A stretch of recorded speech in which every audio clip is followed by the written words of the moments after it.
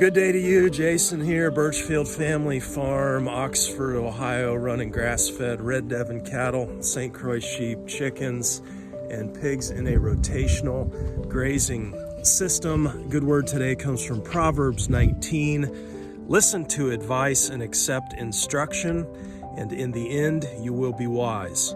Many are the plans in a man's heart, but it is the Lord's purpose that prevails. I think this time of the year, kind of come back to the resolutions and all that's happening here in the new year. Happy New Year to you, by the way. And always come back to, as things settle down, and it's like this desire to, just resubmit to the Lord. What is He wanting, rather than the resolutions and pursuing that. What are your purposes, Lord? What would you have for us? And this kind of restoking a desire to connect with those purposes for us here in the new year. Okay, we need to head out today. We're going to get back into our winter grazing or stockpile grazing situation here. I want to update you guys. I know a lot of you guys are following along on that.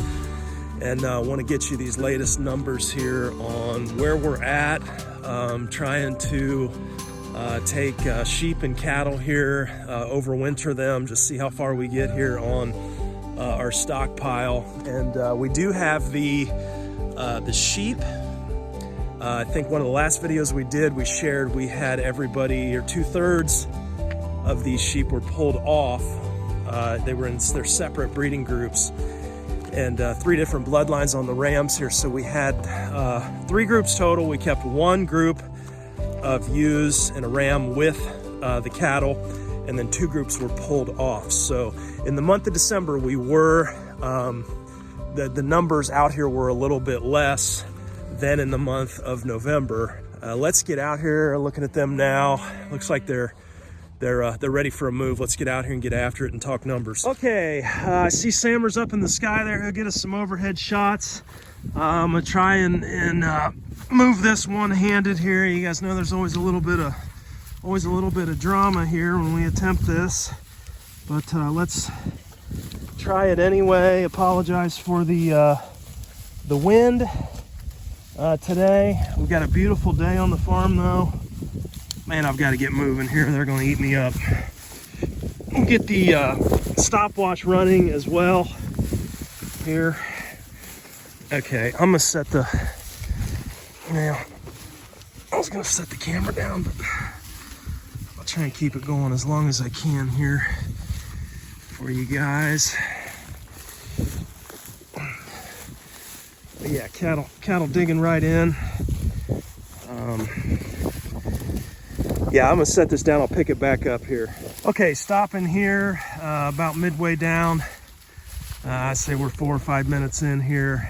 You can see what's happening here. Cattle have stopped up at the top to graze. Normally, cattle kind of follow me down. I think they were a little bit hungrier today. Didn't give quite as much yesterday, a little bit warmer. So they were ready to get into it. And then you can see, of course, sheep down here. Sheep will follow me. And the normal, like I say, the normal behavior is cattle come down. Yeah, here. They're making their way this way, and they'll kind of shove sheep out of the way as I continue to move down through here, and then sheep will kind of figure out, we'll just go around behind cattle. Once we get into this shorter stuff up here, you'll notice everybody will come this way. Okay, and then maybe 3/4 of the way down through here on the move, about a little under 6 minutes in here, and see, cattle are coming this way. Still got a few, surprisingly, that are up there at the top. They normally come this way, but you can see on this stockpile, see that line there of where we got the longer stuff, where that meets the shorter stuff. Usually everybody is down here on this short stuff. Apologize for the wind. It just picked up here, and everybody gets a little pushy here, especially around this short stuff, but they really seem to prefer this here, higher protein, I'm guessing higher energy. So everybody's digging in. Let's finish this move out. Okay, yeah, here come cattle now. You can see as I move these these posts here, I mean, sheep just fill in, you know, every square inch. I mean, right up to that wire. Just grazing machines here, better than machines. Put fertilizer out the back end. Nothing like them. And yeah, you can see cattle there. Most of them moving their way down here to this shorter, greener stuff. All right, so down here at the end, just under 9 minutes on the move. I will need to undo. We do a piece of twine, baling twine. We tie up the fence to the woven wire fence, the netting to the fence. I do use a post in between there too. Cattle are no problem on that end.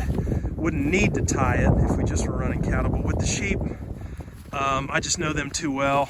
And when you get that stock density up, they're looking for, you know, corners and holes and anywhere to kind of poke through.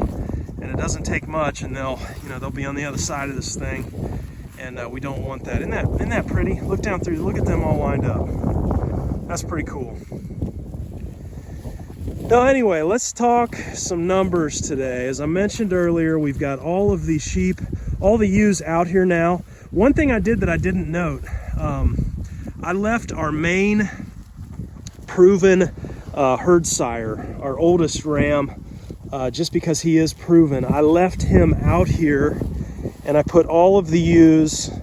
There were what, 17 ewes in his group, 17 with Waylon, and 17 with Rambo, the other two rams. And so I took those two other groups of ewes and combined them out here, and I kept the rams pulled off. And the thinking there is, you know, I had maybe 2, 3, 4 ewes out of everybody that I could not see a very distinguishable blue mark on the backside, and they were the young ones, you know. And so I'm thinking they just may not be old enough to be cycling yet.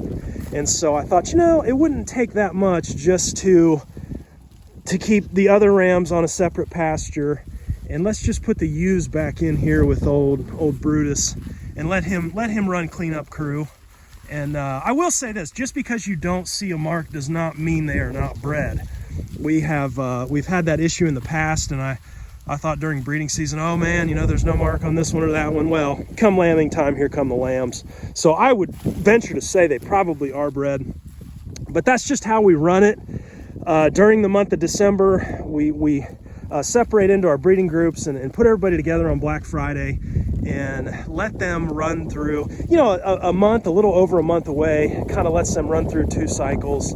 I think they cycle every 17 days, something like that. And so, you know, having a couple cycles in there, and you know, that's always, so as long as we lamb, apologize for the wind here, as long as we lamb in the month of May or early June, then we know exactly who the sire is, and we can register and get our customers rams that are unrelated to ewes to start their starter flocks. And so that's kind of the thinking here. But I thought, you know, we could do the month of, you know, maybe we'll do the month of January here and just keep everybody with Brutus. And that way, if we would get you know, those few that are younger, if they would lamb in the month of June, then we would still know who the herd sire is, and we could still register. You know, again, on grass-fed lambs, you know, you're asking a lot in that first year with breeding them. You know, you're technically asking a lamb to make lambs. You know, she's still growing, and there's different views and different. You know, it's debatable. You know, should you even breed first years? I know some producers that choose not to. And I most certainly will not make culling decisions based off of first year performance. If I see a single lamb out of a first year ewe, I'm usually pretty happy with that result. So anyhow, that's what we're doing here on the sheep side. Cattle, 10 head of Red Devon, And what did I say? We're between 50 and 55 head of sheep here, and that puts us at what I'm estimating to be about 15 animal units out here. Now, you know, there are 3 calves. You can see these little ones here. Obviously these, you know, 10 head of Devon. Well, these here are not going to be 1,000 pounds. These calves that were born, you know, I guess it's last year now. But we do have seven of these Devon are 2 years or older out here, and they are 1,000 plus pounds. So I think we average out to probably around 10,000 pounds live weight on the cattle side. And, you know, if each ewe is 100 pounds, we're 5,000 plus pounds of sheep, you know, so 10 and 5, 15,000 pounds of live weight animal. Let's go with that. All right, then here you go on cattle, the short green stuff now, and didn't really take long, and yeah, higher protein, higher energy, and sheep kind of being forced to fill in. We got most of them down there, but some of them down here on the short stuff at the end as well. And so let's talk numbers here. Yesterday, I actually brought a tape measure out to get you guys dial this in. Let's get something accurate. Came off of that post, used a 100-foot tape measure, and we were at 380 feet from where we started to the fence yesterday. Yesterday would have been 61 days. I believe that's about 6 1/3 feet per day. I think if my math is right, 6 1/3 feet. So we're doing really, really good. 6 1/3 feet on 500 feet long, with 15 animal units, is up over 200,000 pounds of live weight animal per acre. We're into mob grazing territory there with that kind of stock density, and we're getting an amazing graze. I had a couple people asking or kind of telling, like, we should be running a back fence back here. Why in the world would I run a back fence? Yeah, for one, they've got to have access to water. I'm not hauling water out here. Parasites are not an issue this time of the year, normally speaking, because we're into freezing temperatures at the very least, you know, at night. So restricting them, I mean, they've already grazed that. Look at the manure distribution. I mean, that, to me, that's kind of why you would do a back fence, at least during the grazing season. You want to rest and let it recover.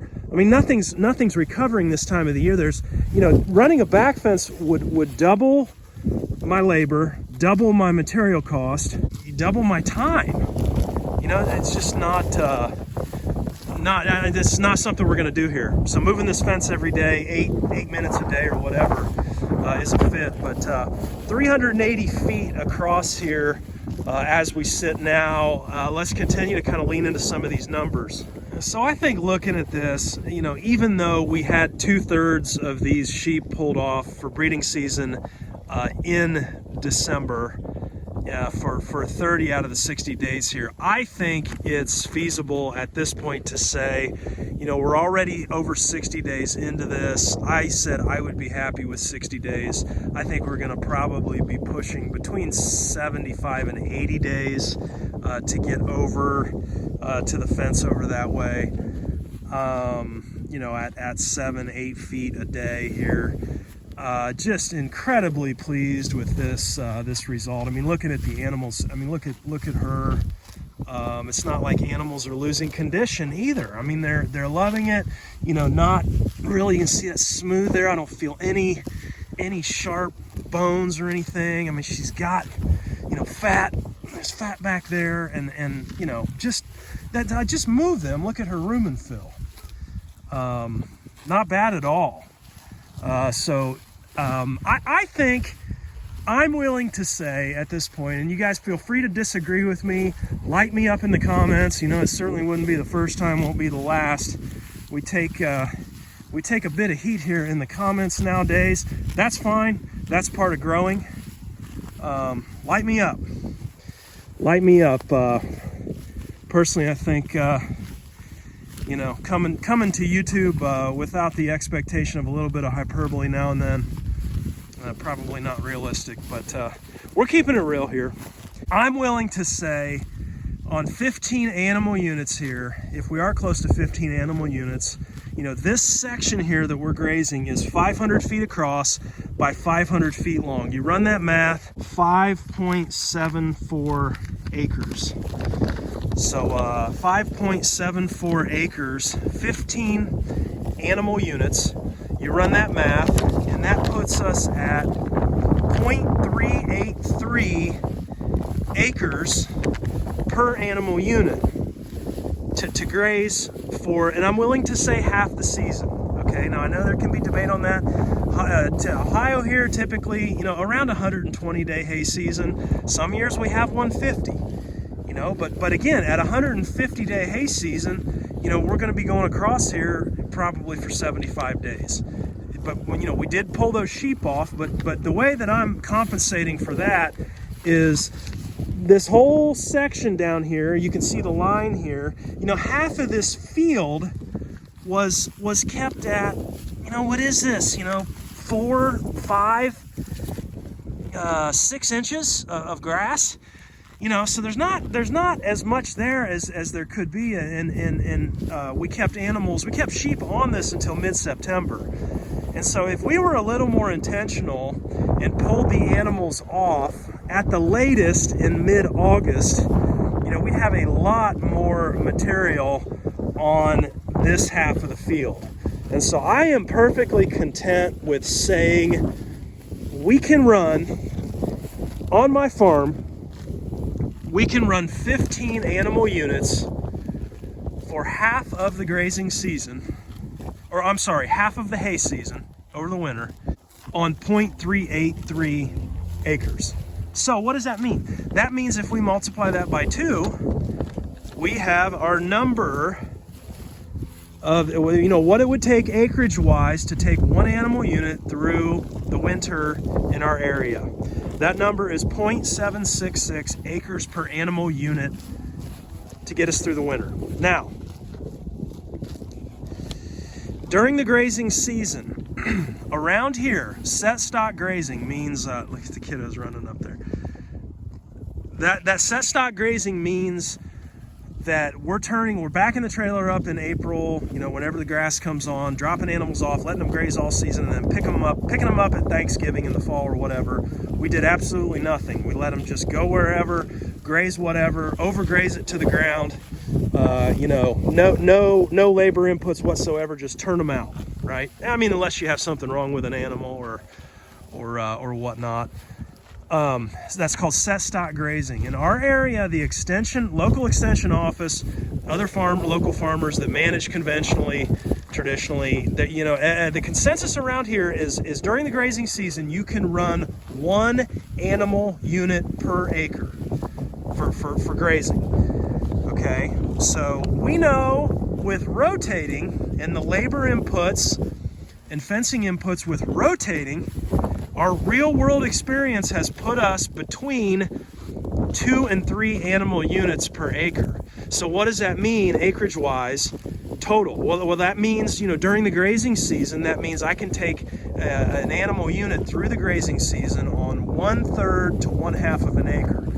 You know, that's 2 to 3 times the conventional grazing rates is what we're seeing here with a responsible rotational grazing program. Okay, so let's be conservative and say a 1/2 acre. Let's say I need a 1/2 acre for the grazing season to rotationally graze each animal unit. We know now, you know, we got a pretty solid assumption that it's going to take us 0.766 acres to get us through the winter. We know we need a 1/2 acre to get us through the summer or the grazing season. So we know now, I mean, we can back into this. We know we need 1.27 acres per animal unit. This is on my farm, okay? My context, my farm, my ground, my conditions. I'm confident in saying for every 1.27 acres of pasture I have here, I can raise an animal unit in my system. Please don't misunderstand me. I'm not telling you out in Wyoming to go try and raise every animal unit on 1.27 acres. That's not what I'm saying. Agriculture is different in different areas. Out west, a lot of times it's, you know, you're talking acres per animal. out west. Much less productive, which is why ground prices out there, one of the reasons why ground prices out there are not near what they are here. This is very productive ground, very productive pasture.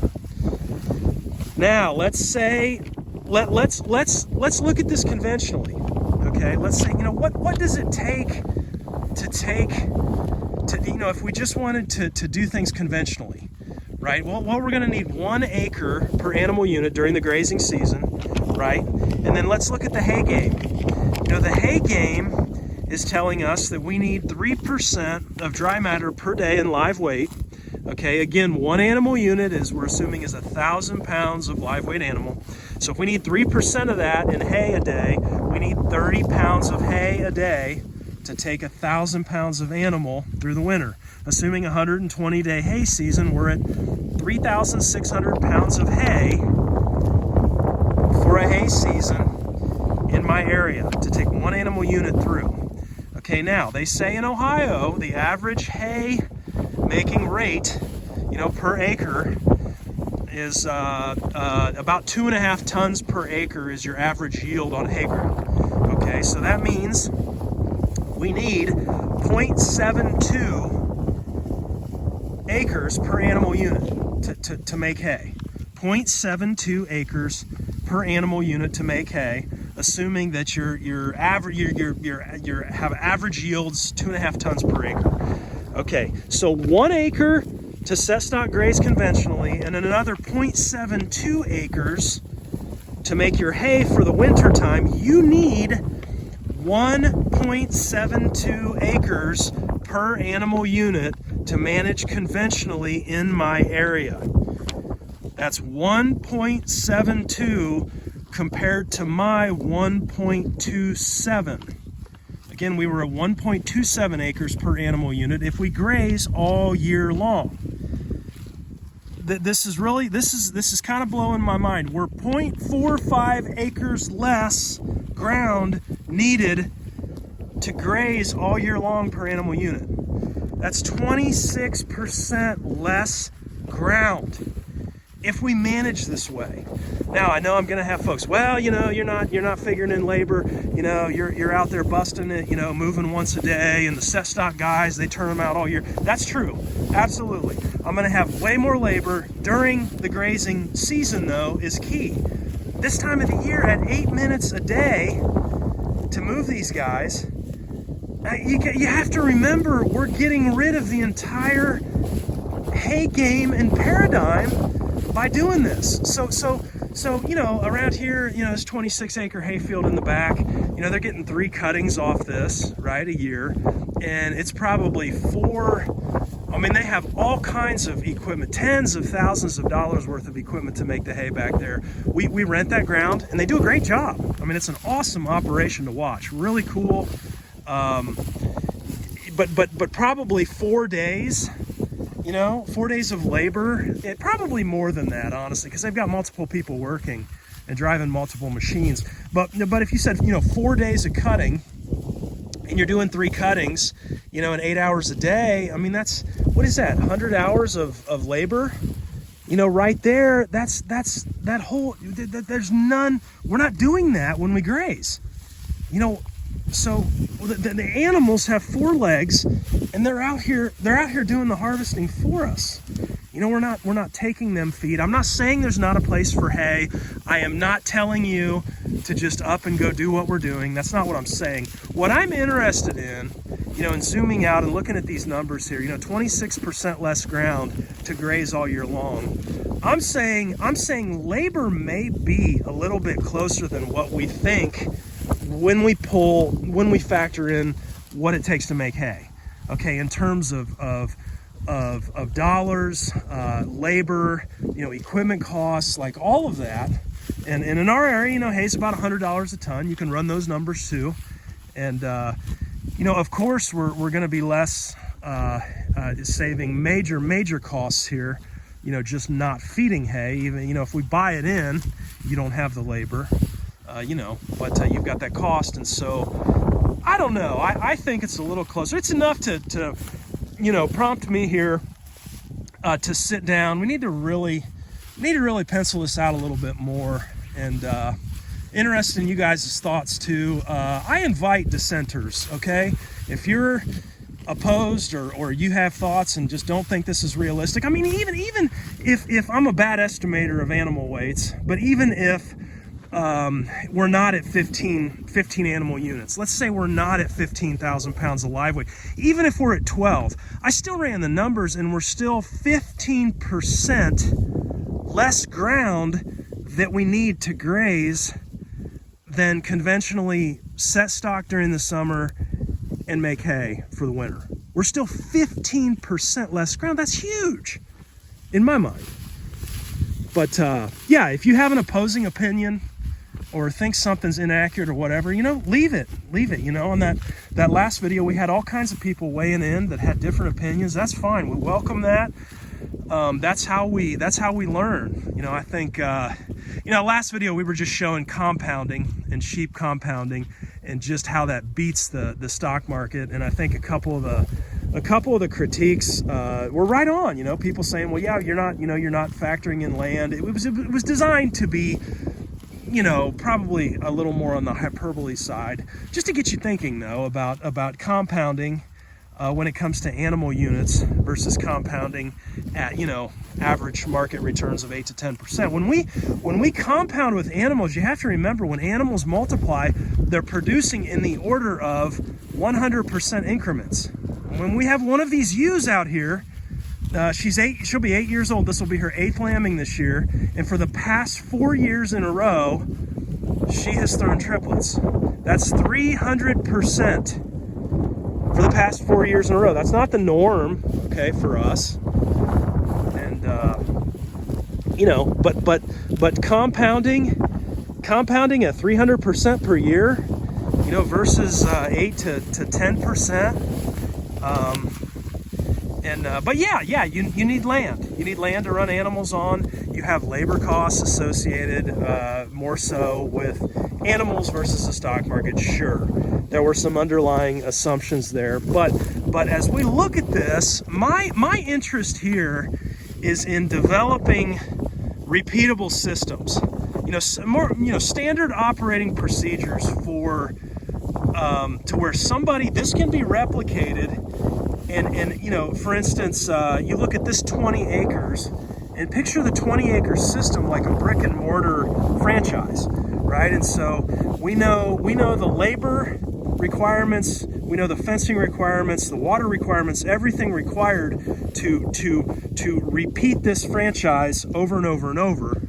And you know, what does it cost to at least sit down and run those numbers and run them up against something like row cropping?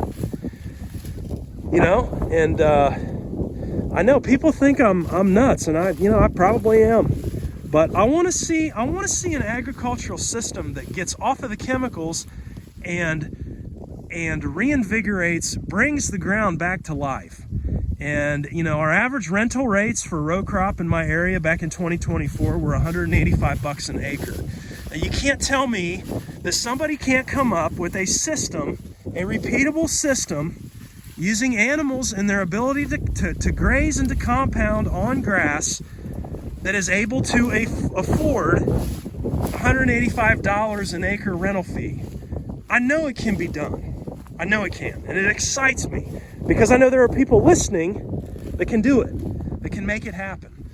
And I know it can be repeatable. Am I saying you're going to go out and take over the millions of row crop acres tomorrow? No. But developing repeatable systems. Look on the land. Look at the landowner side.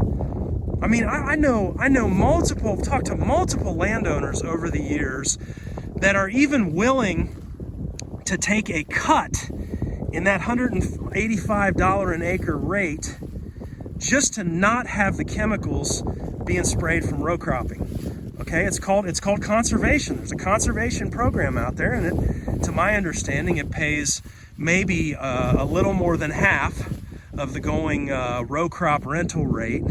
Okay, and I do think it's for 10-year increments. You got to sign up. That's really where the rub is, and kind of what turned me away from it.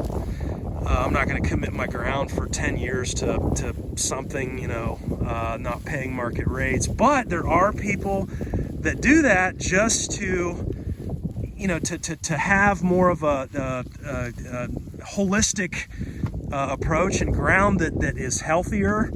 I don't think a conservation is going to even be as healthy as what we're doing here, because we're not just conserving, we're regenerating, we're regrowing, we're reestablishing and bringing things back to life with the animals and biology and manure and all of this stuff working together. And so I don't know, that it really excites me, where this goes from here. And but we've got to have people that are willing to take a risk and to step out and to learn these things practically and learn what's pie in the sky and what's reality. And I think we've got some numbers here, at least for my area, to work with. And running these numbers here, that means I need, with 15 animal units, that means I need about 19 to 20 acres to be completely self-sustaining without hay, in theory, okay? And we but a lot of this we're seeing in practice as well, with moving through the grazing, the stockpile grazing here over the winter. So anyhow, those are some numbers to get you thinking. I know there's folks out there that can take this and build on it and can do even better, more creative things than we're doing here. And that excites me. That's why I keep coming back, keep sharing. What was the study I saw? It came out not too long ago. Living within a mile of a golf course now increases your Parkinson's risk by 126%. Because of the chemicals that's sprayed on a golf course. I don't know. Look up the study. It's out there. I'm paraphrasing. But time to get off the chemicals. Sick and tired of being sick and tired as a culture and a society here. And we can, quite frankly, we can do better. And maybe better means simpler. So I'll leave you with that today. Thanks for listening to me ramble. Appreciate you guys being here. Happy New Year to y'all. How'd you like to be on the wrong side of those horns, huh? I've seen it. Watch out, sheeps. Take care, you guys. Be blessed.